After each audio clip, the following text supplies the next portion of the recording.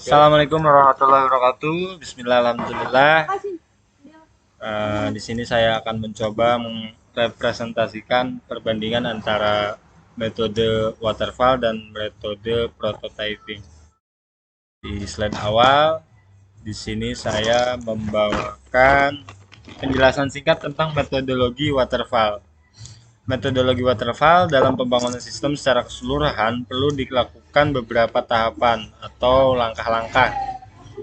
Metode pengembangan perangkat lunak dikenal juga dengan istilah Software Development Life atau Cycle (SDLC). Metode waterfall merupakan metodologi pengembangan perangkat lunak tertua sebab sifatnya yang terkenal dengan natural. Metode waterfall merupakan pendekatan SDLC paling awal yang digunakan untuk mengembangkan perangkat lunak. Urutan dalam metode waterfall bersifat serial yang dimulai dari proses perencanaan, lanjut ke proses analisis, desain, dan implementasi pada sistem yang akan direncanakan. Selanjutnya ada kelebihan dari metodologi waterfall sendiri. Adapun kelebihannya, pertama di sini dijelaskan bahwa beberapa kelebihan mengembangkan software dengan metode waterfall antara lain yaitu metode ini adalah model pengembang yang paling handal dan paling lama digunakan oleh para developer. Yang kedua, cocok untuk membuat software dengan skala besar. Sangat cocok jika owner memiliki niat untuk membuat software skala besar. Selanjutnya ada cocok untuk mengembangkan sistem yang bersifat generik. Pengerjaan proyek sistem akan mudah dikontrol dan terjadwal dengan sangat baik. Selain daripada kelebihannya, di sini ada juga rangkuman tentang kekurangan dari metodologi waterfall tersebut.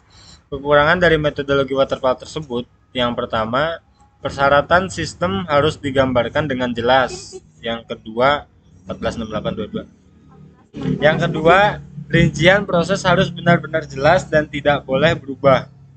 Selanjutnya, sulit untuk beradaptasi jika ada perubahan spesifikasi pada suatu tahapan pengembangan pada metode waterfall tersebut. Adapun penjelasan singkat tentang prototype atau prototyping, yaitu sebuah prototype adalah bagian dari produk yang mengekspresikan logika maupun fisika antarmuka eksternal yang ditampilkan.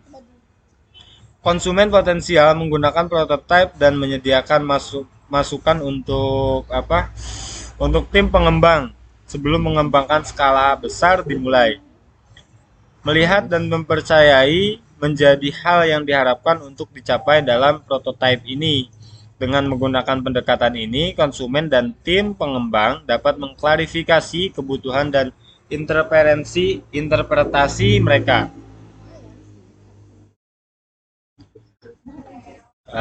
Adapun kelebihan dari metodologi prototyping, yaitu kelebihan dari metode prototyping adalah mampu menghemat waktu dalam proses pengembangan produk. Di sisi lain, kebutuhan yang ditentukan akan lebih mudah terwujud. Kemudian, klien juga akan aktif berpartisipasi dalam mengembangkan produk yang akan berdampak pada hasil lebih mudah untuk disesuaikan dengan kebutuhan customer. Selain daripada kelebihannya, adapun kekurangan dari metodologi prototyping, yaitu kekurangan dari metode prototyping adalah adanya proses perancangan dan analisis produk yang kadang kurang memuaskan di perancangannya ya. Di sisi lain, hal ini juga terkesan kurang fleksibel. Kemudian, permintaan customer semakin lama akan semakin kompleks. Selain itu, pengembangan produk akan terhambat jika kedua belah pihak tidak berjalan efektif. Pembahasan di prototyping, saya menambahkan sedikit pembahasan, yaitu prototype merupakan suatu proses atau cara dalam mengembangkan suatu produk yang dilakukan dengan sebuah rancangan, sampel atau model yang bertujuan untuk menguji konsep atau proses kerja dari suatu produk tersebut. Hal ini bukan sebuah produk final, akan tetapi sebuah rupa awal yang nanti akan disempurnakan sehingga dapat diedarkan. Suatu prototyping dilakukan untuk mengetahui kesalahan dan kekurangan dari sebuah produk sehingga akan lebih mudah diperbaiki Akan tetapi, tujuan pokok dari prototyping adalah untuk mengembangkan model atau rancangan produk yang kelak akan menjadi final dari sebuah produk sesuai dengan permintaan customer. Di sisi lain, adanya proses ini akan memberikan berbagai ide baru yang akan berdampak pada pengembangan produk yang akan lebih baik.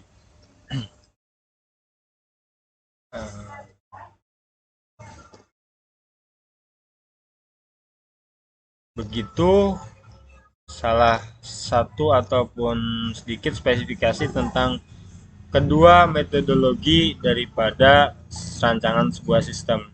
Dan pada kesimpulannya yaitu metode waterfall sangatlah cocok untuk proyek yang memiliki kebutuhan yang stabil dan jelas serta tim yang terorganisir dengan baik.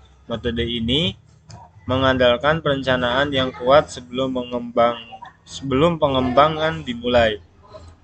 Adapun tentang metode prototyping lebih cocok untuk situasi di mana kebutuhan pengguna tidak sepenuhnya diketahui atau mungkin berubah selama proses pengembangan. Prototyping membantu dalam memvalidasi kebutuhan dan mendapatkan kesuksesan pengguna sejak awal, yang dapat mengarah pada produk akhir yang lebih sesuai dengan harapan pengguna atau customer ya. Pilihan antara kedua metode waterfall dan prototyping tergantung pada kebutuhan proyek, sumber daya yang tersedia, dan preferensi tim pengembang. Kedua metode ini memiliki kelebihan dan kelemahan masing-masing dan bisa dipilih berdasarkan kondisi proyek yang spesifikasi.